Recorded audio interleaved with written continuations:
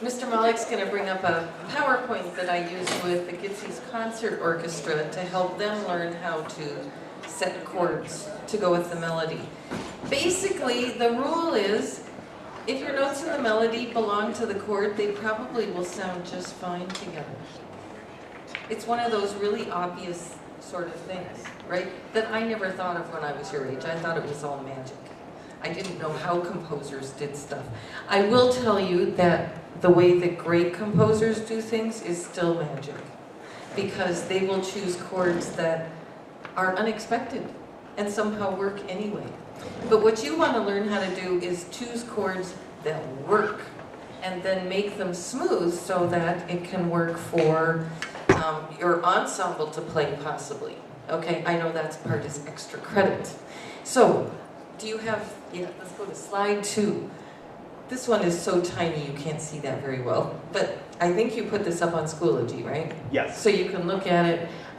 First you write a melody, then you label each note, then you choose chords based on those notes, then you draw snow person chords, and then you do voice leading. Now I think the next one shows each one of these. Nope, it doesn't. I have to make a new one. Anyway, go back. So after, go back one more. So this is the part we're going to work on today, getting the Roman numerals put in, okay? And then once you've done the Roman numerals, you'll be adding an instrument and adding those chords all in root position, which we call the snow person chord. So it's space, space, space, or line, line, line.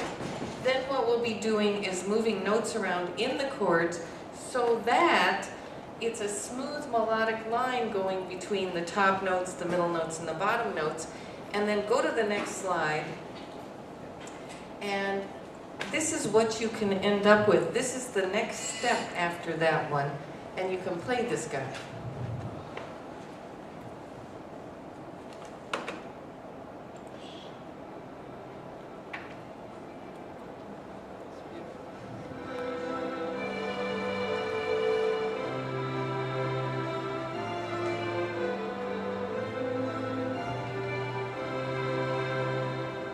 Which came from, go back one page, I'll see if I can play it on the piano. Oh, it's so tiny.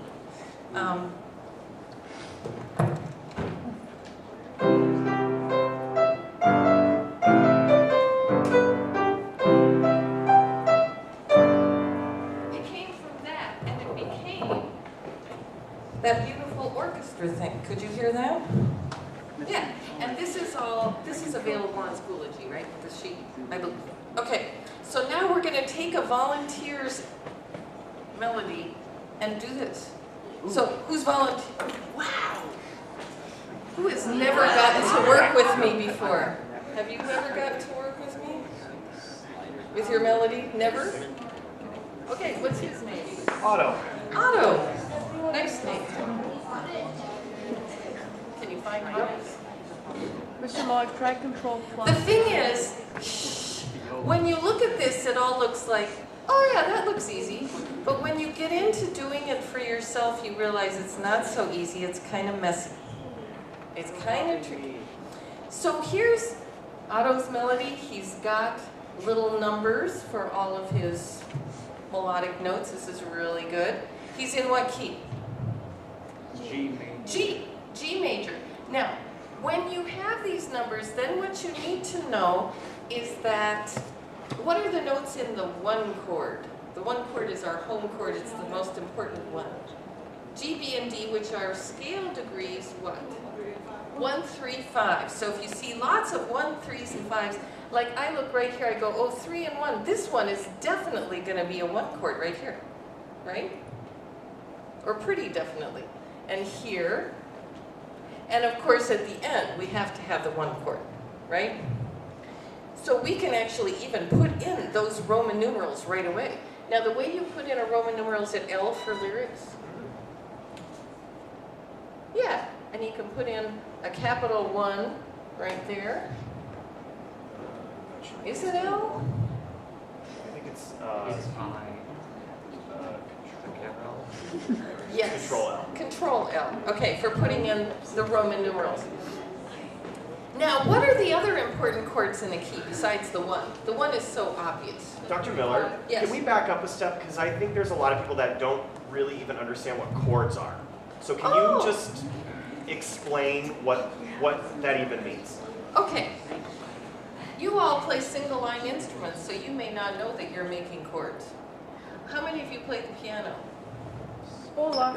Could you explain what a chord is to everybody? It's like every other note. Every other note. Well, it's a triad is a 3-note chord, and it's made up of notes within the scale, right? But alternating notes, so you don't want notes that are right next to each other, because then you get what we call a chord cluster. We want regular triads. And the important triad in the key of G is the G chord.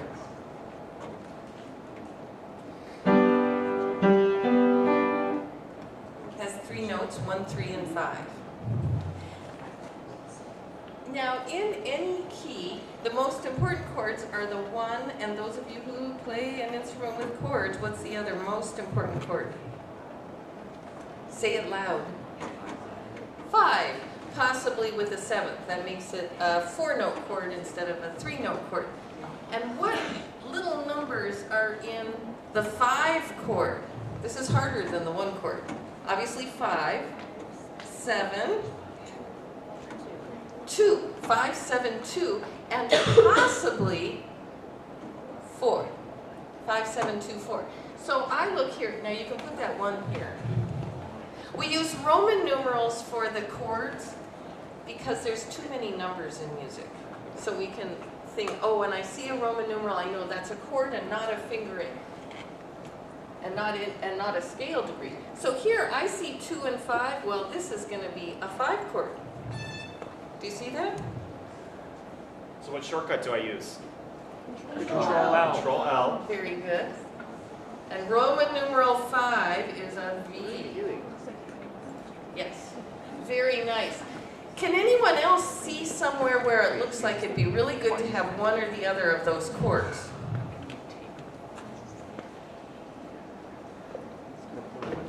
You're all sleepy. Okay, we're going to start at the beginning now.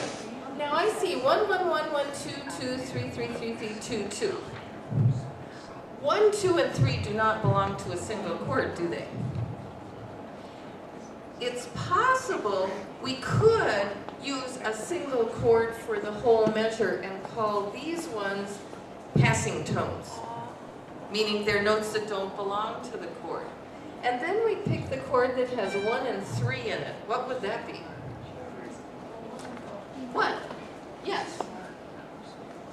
And I want to show you this, everybody. This is on Schoology, okay? And so if the chords are kind of confusing to you, we make it a little bigger so you can see. Thank you. Yeah.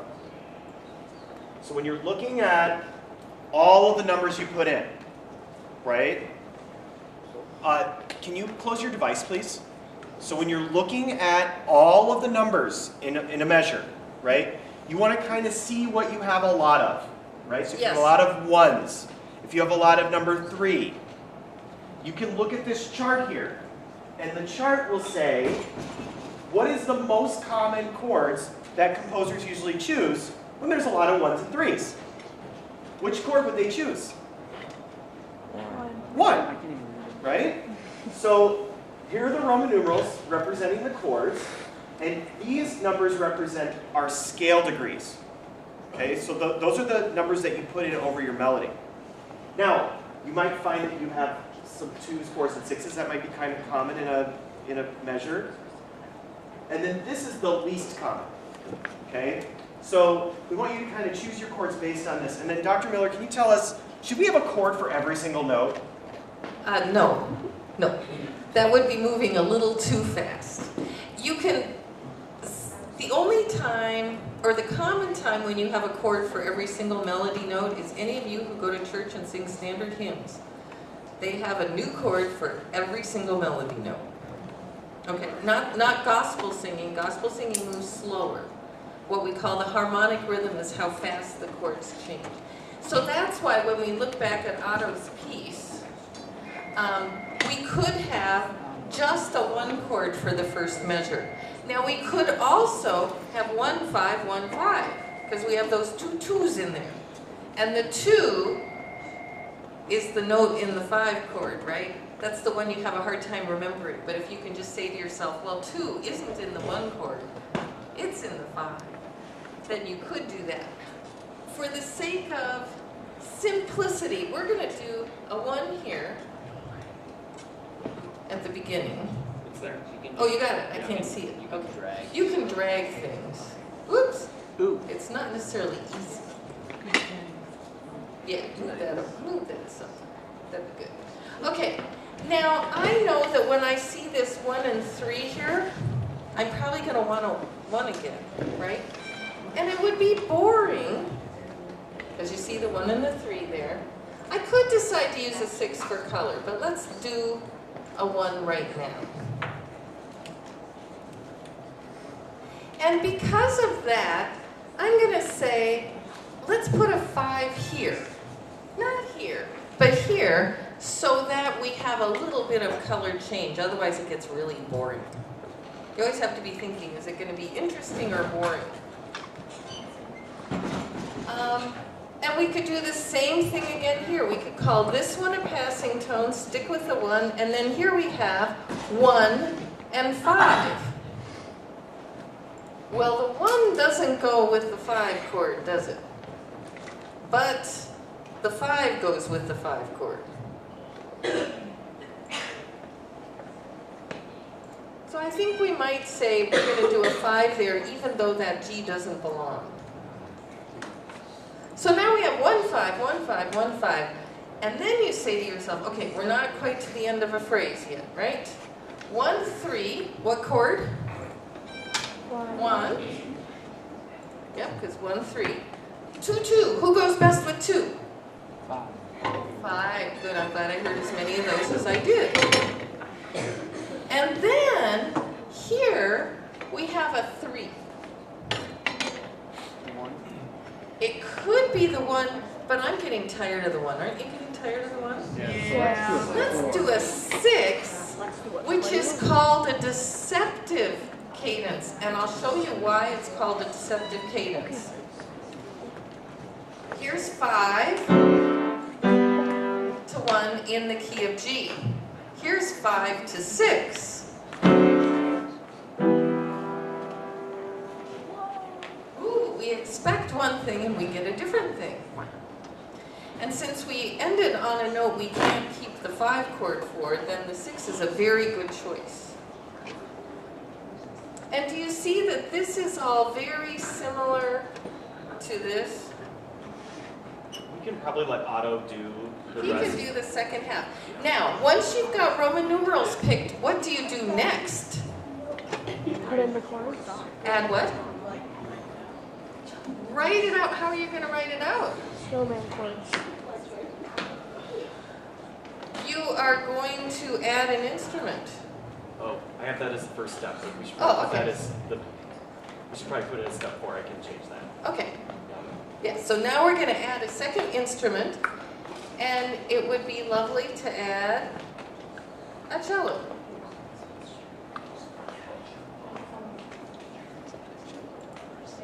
And it could be the section, because if you don't get this set for an entire orchestra, you could have a section of cellos playing your chords, right? And now we know that we want the 1 chord. What are the notes in the 1 chord? Do you have a sheet with those on it for them? It's 1, 3, and 5, but do we have the 1 chord equals GBD? They can figure that out. Okay, you can figure that out. Because you can write out your scale and put the scale degrees on there. Now, the beauty of knowing the notes, go back to Otto's. The 1 chord is built on what note? G. So you type G, the letter G. And let's move it down an octave, I think. Yeah. And then the other notes, you hold down Shift, I believe, and type B and D. See how easy that is? And we want this to last how long? 3 beats, so we do the right bracket to make it a half note and the period to make it a dotted half note. Okay, so that was easy. Now here we have the 5 chord. Now you have to make sure you're on it. The 5 chord is 5, 7, 2, 4. What's the 5th note of G major? What letter? Sorry. D. Yes, and you can always use your fingers. G, A, B, C, D. Then you don't get lost. So we're going to do D. And then what's the next note? You hold down Shift and press F, sharp, A, and possibly C. Now we can highlight this measure and press what key? Control C. There's an even better way. R! Somebody said R. Yes. Yes, yes, yes. And you can press R one more time, but then we make this one a half note. And then you can copy this one and move it over here. I don't know if that's faster or not. Oof. And then make it longer. That's a Yeah. nasty oof. And this might be fastest just to put in. Type G and hold down Shift and B and D. And then D.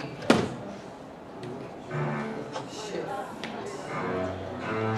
Sit down. Okay, and then the C2 probably. Now, the 6th chord, what's the 6th note of the G scale?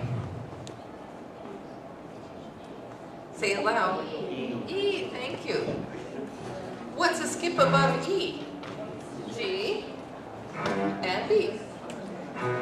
Okay, now we have the snow person chord. Can you play from the beginning? Whoops.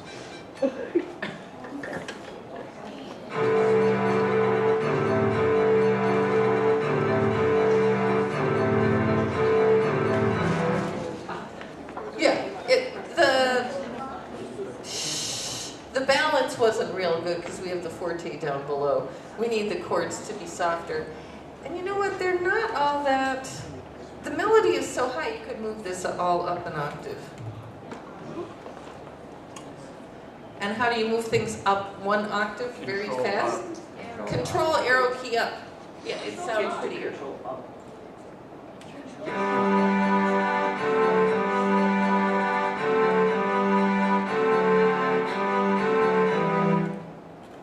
It's already not bad, right? Now this is the first step.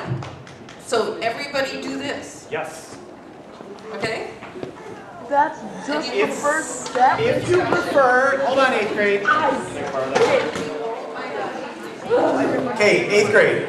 No. A couple of things. Okay, first of all, if you prefer a paper copy, if you don't like switching between tabs, okay, I printed 25 paper copies. I know some people like the digital, that's cool. Okay, I will just put those up here, just hang on a second. Okay, the steps to doing this are all on Schoology. The only thing I need to do is, I have to fix my steps here. It's Because okay to add the instrument right away. Okay, if you want to add your instrument right away, that's cool, or if you want to wait. Okay, but let's just go through the steps one more time. Okay, you all should be already done with step 2, right? So putting your scale degree numbers in. Then what we're going to work on right now is step 3. So using the chords that were handout below, or you can use the paper copy. Okay, enter Roman numerals under your A section melody using the Control L shortcut. You should have approximately 1 to 2 chords per measure. Okay? You do not need to have a chord for every single note. We've had kids do that in the past, and it sounds terrible. Okay? And it's also a ton of work. Okay? Then make sure your chords have the same scale degrees as most of the notes in your measure or half of your measure. Do you have anything to add?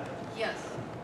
Yeah, one thing to add is that the notes that are on the strong beats are more important than the notes that are on the ands and on the off beats.